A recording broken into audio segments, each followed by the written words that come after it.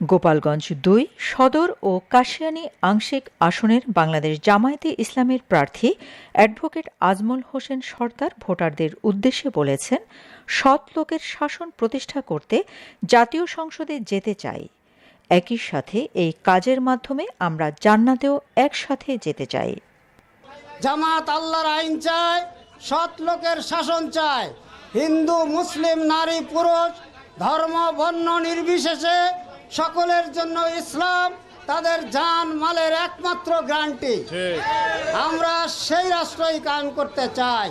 সম্মানিত ভাইরা, আপনাদেরকে স্পষ্ট জানিয়ে দিতে চাই, আজকে আপনারা যে বীর বিক্রমে এখানে সমবেত হয়েছেন, মিছিল সমাবেশ করলেন, পরবর্তীতে যার যার এলাকায় যে আপনারা একইভাবে পাড়ায় মহল্লায় গ্রুপ করে, নারী পুরুষ গ্রুপ করে আপনারা দাওয়াতি কাজে বের হবেন।